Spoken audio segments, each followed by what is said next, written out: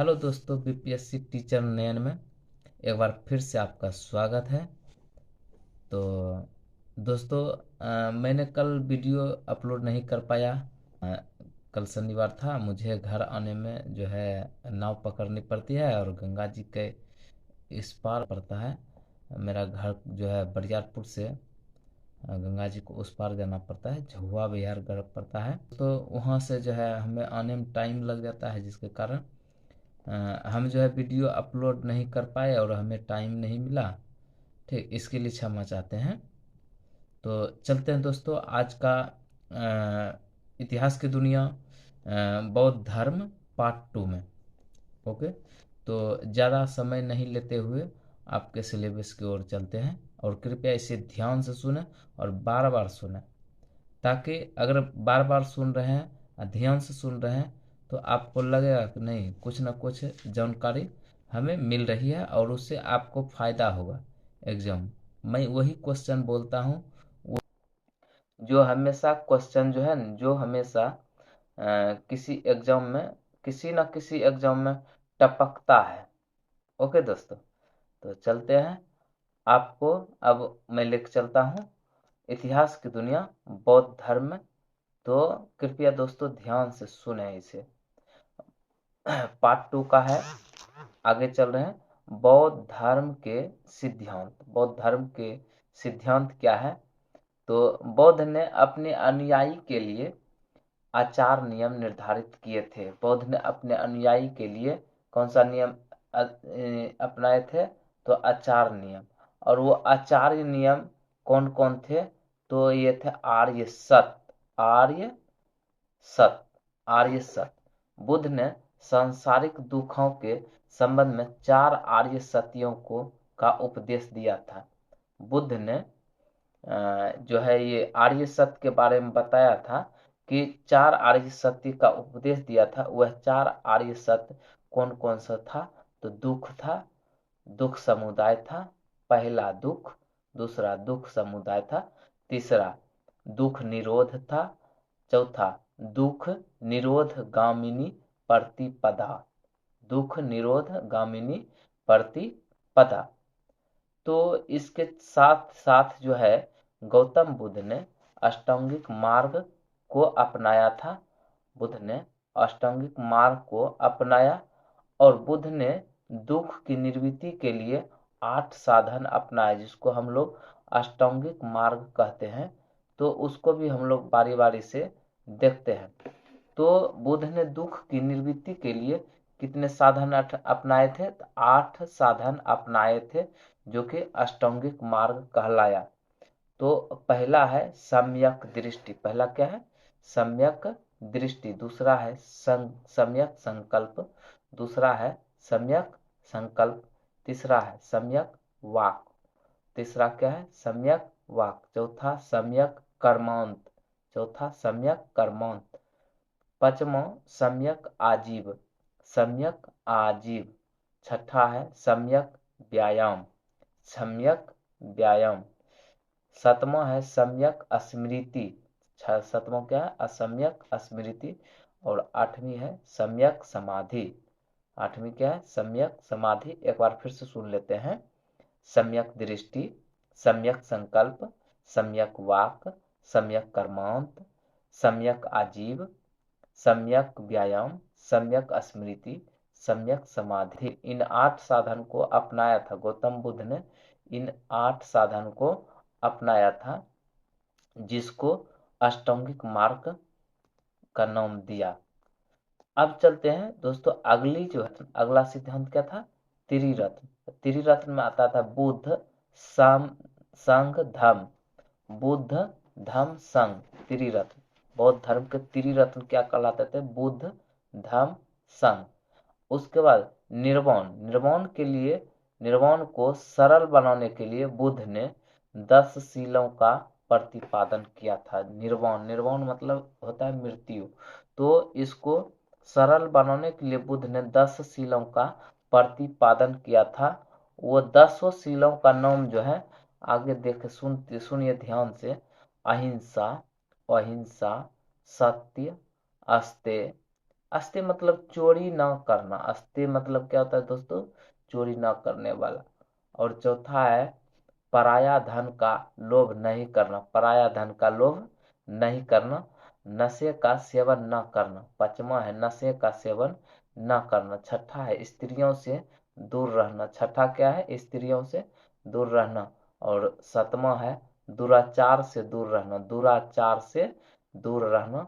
आठवां है असमय भोजन न करना। असमय भोजन न करना। और नौवां है सुगंधित पदार्थ वर्जित। सुगंधित पदार्थ वर्जित। और 10वां है आभूषणों का त्याग।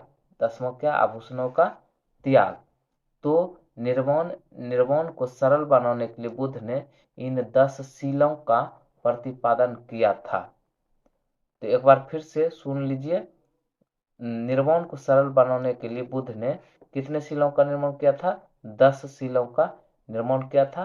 तो पहला है अहिंसा, दूसरा है सत्य, तीसरा है औस्तेय, औस्तेय मतलब चोरी ना करना, चौथा है पराया धन का लोभ नहीं करना, पांचवा है नशे का सेवन ना करना, छठा है स्त्रियों से दूर रहना, सातवां है दुराचार से दूर रहना, आठवां है असमय भोजन न करना, और नौवां है सुगंधित पदार्थ वर्जित, और 10वां है आभूषणों का त्याग। तो ये सब सिद्धांत था दोस्तों गौतम बुद्ध का। ये सब सिद्धांत था। गौतम बुद्ध का क्या था? ये सब सिद्धांत। तो दोस्तों ये सब सिद्धांत था। और आगे निर्वाण प्राप्त करने के लिए बौद्ध के अनुसार होता था कि निर्वाण प्राप्त करने के लिए जो व्यक्ति ये 8 मार्ग यानी अष्टांगिक मार्ग 10 शीलों इसके अनुसार अगर यह मार्ग अपनाता है अष्टांगिक मार्ग 10 शीलों का जो वो उपदेश दिए थे वह मार्ग अपनाता है तो उसे उसे उसी तरह मतलब बुद्ध की तरह जो है उसको निर्वाण प्राप्त होने लगता है और वह अंत में क्या होता है? तो निर्वाण प्राप्त कर लेता है। निर्वाण बौद्ध धर्म का क्या था? परम लक्ष्य था। निर्वाण जो है बौद्ध धर्म का क्या था? परम लक्ष्य था, जिसका अर्थ था दीपक का बुझ जाना। जिसका अर्थ क्या है? निर्वाण का अर्थ क्या है? दीपक का बुझ जाना, अर्थात जीवन मरण के चक्र से मुक्त हो जाना। जीवन मरण के चक्र से क्या हो जाना? मुक्त हो जाना। तो दोस्तों ये था निर्वाण का सिद्धांत। ठीक, आगे महापरिनिर्वाण। महापरिनिर्वाण में गौतम बुद्ध ने 80 वर्ष की उम्र में 483 ईस्वी पूर्व में 80 वर्ष की उम्र में 483 ईस्वी पूर्व में चुंद नामक एक कर्मकार के हाथों सूकर खाने के उपरांत कुशीनगर यानी कुशीनारा में उसका क्या हो गया? देहांत हो गया यानी स्वर्गवास हो गया, जिसे महापरिनिर्वाण कहा गया। जिसे महापरिनिर्वाण कहा गया। बुद्ध की मृत्यु के बाद 8 स्तूपों का निर्माण किया गया। बुद्ध की मृत्यु के बाद कितने स्तूपों का निर्माण किया गया? तो 8 स्तूपों का निर्माण किया गया। बुद्ध से संबंधित घटना एवं प्रतीक। अब बुद्ध से संबंधित घटना एवं प्रतीक क्या है? तो घटना माता के गर्भ में आना, तो उसका प्रतीक है हाथी। माता के गर्भ में आने का अर्थ क्या है? तो प्रतीक क्या है? हाथी। बुद्ध का जन्म का प्रतीक क्या है? कमल। बुद्ध के जन्म के प्रतीक क्या है? कमल। गृह त्याग का प्रतीक क्या है? घोड़ा। गृह त्याग का प्रतीक क्या है? घोड़ा। ज्ञान प्राप्ति का प्रतीक क्या है? बोधि वृक्ष। ज्ञान प्राप्ति का प्रतीक क्या है? बोधि वृक्ष। ज्ञान प्राप्ति का प्रतीक क्या है? बोधि वृक्ष। प्रथम उपदेश का प्रतीक क्या है? धर्म चक्र। प्रथम उपदेश का प्रतीक क्या है? धर्म चक्र। इंद्रियों पर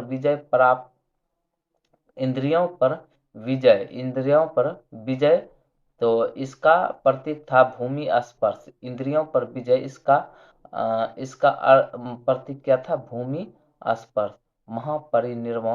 महापरिनिर्वाण का अर्थ था, इसका प्रतीक था महापरिनिर्वाण का एक करवट सोना। एक करवट सोना मतलब हिल डोल नहीं करना, जिस ओर सोना वह हमेशा के लिए महापरिनिर्वाण के लिए, मतलब भगवान का प्यारे हो जाते हैं और स्वर्गवास हो जाता है, तो वो जिस ओर मतलब एक करवट सो जाता है। ओके, तो दोस्तों एक बार फिर से इसको दोहरा देते हैं ताकि आप लोग ध्यान से सुनिए। अब जो है समझाने का आगे जो है हम फिर से पढ़ रहे हैं, इसको ध्यान से सुनना है। बौद्ध धर्म के सिद्धांत, आज का चैप्टर क्या था? बौद्ध धर्म के सिद्धांत। बौद्ध धर्म के सिद्धांत में बुद्ध ने अपने अनुयायी के लिए आचार नियम निर्धारित किए थे। कौन से नियम? आचार नियम। और सबसे पहले आर्य सत्य थे। क्या थे? आर्य सत्य। बुद्ध ने सांसारिक दुखों के संबंध में 4 आर्य सत्यों का उपदेश दिया था। वह पहला था दुख, दूसरा था दुख समुदाय, तीसरा था दुख निरोध, चौथा था दुख निरोध गामिनी प्रतिपदा। और उसके बाद गौतम बुद्ध ने अष्टांगिक मार्ग को अपनाया। अष्टांगिक मार्ग में 8 साधन अपनाया गया गौतम बुद्ध के द्वारा। कौन कौन? पहला था सम्यक दृष्टि, दूसरा था सम्यक संकल्प, तीसरा था सम्यक वाक, चौथा था सम्यक कर्मौन, पांचवा था सम्यक आजीव, छठा था सम्यक व्यायाम, सातवां था सम्यक स्मृति, आठवां था सम्यक समाधि। उसके बाद गौतम बुद्ध ने त्रिरत्न को अपनाया था। त्रिरत्न में आता था गौतम बौद्ध धर्म का त्रिरत्न जो आता था, बुद्ध धम्म संघ, बुद्ध धम्म संघ। उसके बाद निर्माण, निर्वाण को सरल बनाने के लिए बुद्ध ने 10 शीलों का प्रतिपादन किया था। वह 10 शीलों में पहला था अहिंसा, सत्य, औस्तेय, चोरी न करना। औस्तेय मतलब चोरी न करना। पराया धन का लोभ नहीं करना, नशे का सेवन न करना, स्त्रियों से दूर रहना, दुराचार से दूर रहना, असमय भोजन न करना, सुगंधित पदार्थ वर्जित, आभूषणों का त्याग। ये सब क्या था? तो निर्माण था, गौतम बुद्ध का निर्माण था। और ये सब सिद्धांत होता है। निर्वाण के लिए बौद्ध ने यदि बौद्ध ने ये कहा था कि यदि कोई व्यक्ति 8 मार्ग यानी अष्टांगिक मार्ग अपनाता है तो वह निर्वाण प्राप्त कर लेगा। और निर्वाण बौद्ध धर्म का परम लक्ष्य है, जिसका अर्थ है दीपक का बुझ जाना, अर्थात जीवन मरण के चक्र से मुक्त हो जाना। महापरिनिर्वाण गौतम बुद्ध ने 80 वर्ष की उम्र में 483 ईस्वी पूर्व में चुंद नामक एक कर्मकार के हाथों सूकर खाने के बाद कुशीनगर ये इसका कुशीनारा में स्वर्गवास हो गया, जिसे महापरिनिर्वाण कहा गया। और बुद्ध की मृत्यु के बाद 8 स्तूपों का निर्माण किया गया।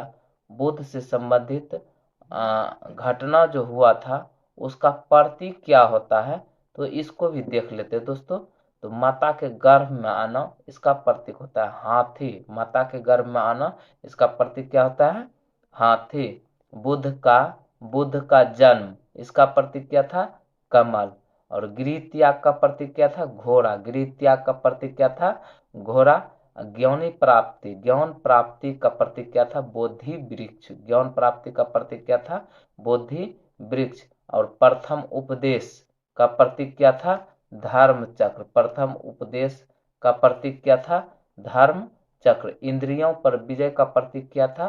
भूमि स्पर्श। इंद्रियों पर विजय का प्रतीक क्या था? भूमि स्पर्श।